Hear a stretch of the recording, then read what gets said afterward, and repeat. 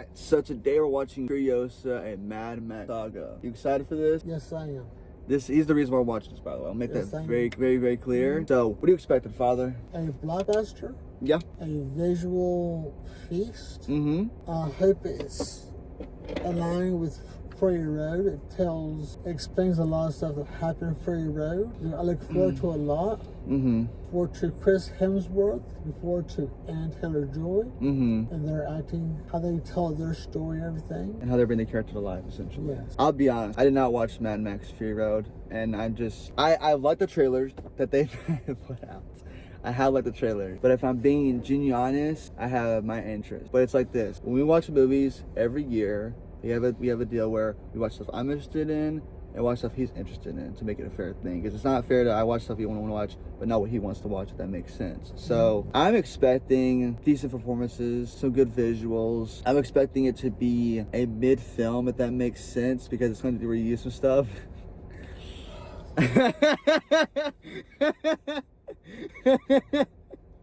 Again, I didn't watch the first one, so I had no clue what we're walking into.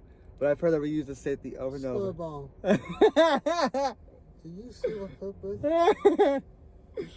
So I'm expecting this to have a cliffhanger or a decent ending. I think that Chris Hemsworth will come into the little bit it's just the first act, but not come into like the second or third act a little bit. Anna Taylor-Joy's gonna have a okay performance because she only has 30 lines of dialogue, which is kind of weird to me, not gonna lie. Overall, I'm expecting a decent time at the theaters, but probably not something I would recommend.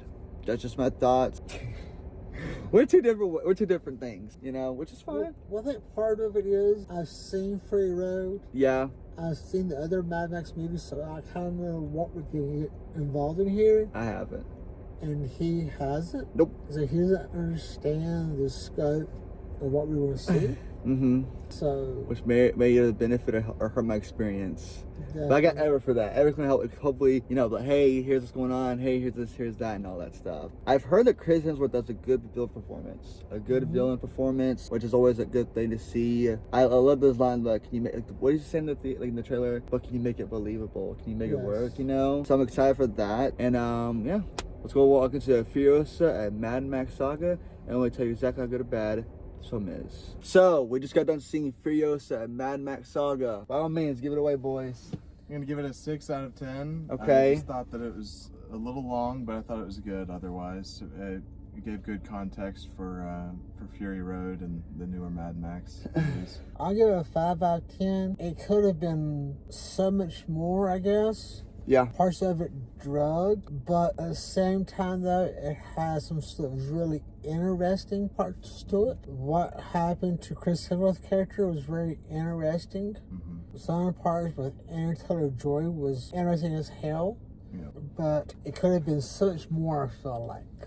Yeah. There was a lot of periods, especially in the last act, where it just drug on like far longer than it should have. Because it was like, I don't know, it was just like the end of their little Chris Hemsworth, Anya Taylor-Joy's character arc. It was just longer than it needed to be at some point. They could have cut out a lot of that. But I thought it was pretty good. I think that it really fleshed out her character, which was the purpose of it, because in the Mad Max movie, she wasn't like, oh, you were like, who is this girl? Like, how did this stuff happen to her? And it explained that really well, especially like at the beginning. And it tied in to the other movie because of that Oasis place. I mean, that's a big part of the plot in Fury Road, so. Yeah. I did not care for this film. I thought this was a 4 out of 10. There's so much, nothing going on in this film. This is a basic, bare minimum story to it. Now, again, I didn't watch Mad Max Fury Road, and I'm sure there's so much more I don't know about. Anna Taylor-Joy's given nothing this film to work with, in my personal, and I'm sure y'all disagree, but that's fine. But I think the Mentis is the best part of this whole show. This is his movie, because she has almost nothing to work with. I feel like the third act, terrible. Absolutely couldn't stand it. Get rid of it altogether. There could have been at least 45 minutes of this film cutouts completely. I think that when you watch Fury Road, you'll appreciate this more. I agree. Context is I key. completely agree. It's like if you would have went in to watch Dune 2 and didn't watch Dune 1. Yeah. So, like, Yeah. I mean, Yeah. I think, take it with a grain of salt there. Yeah. Well, like I said, I didn't watch the first movie, and I'm sure that when I go home and watch this, I'm like, there was so much I didn't know about. There was just ding, ding, ding, and all that. But like I said, just watching this one without watching the sequel to it, there was some decent moment. And again, they meant to steal this whole film from me. But like I said, I'm torn between a 4 and a 5. First act was okay. There's anytime it's with Christmas was specifically great, but it's not focused on him, just anytime joy, it drug, and I didn't care for it too much. Yeah. So I that's just me. There was so many scenes that were reused, like you said, drawn out. And now let me ask this question, because I'm not going to say the answer to this. Would you recommend people see in the theaters? I would, yeah. And I think, especially if you've seen the first one, I mean, it's a pre-sequel, so it's sort of understood that you're supposed to watch the first one to enjoy the second one, or the pre-sequel, really. But yeah, I thought I would recommend it. I would go see it, and cool. It's visually good, and the fight scenes were great. So I think if you're a fan of Mad Max, you will like this. Let me ask you one question before I get to him.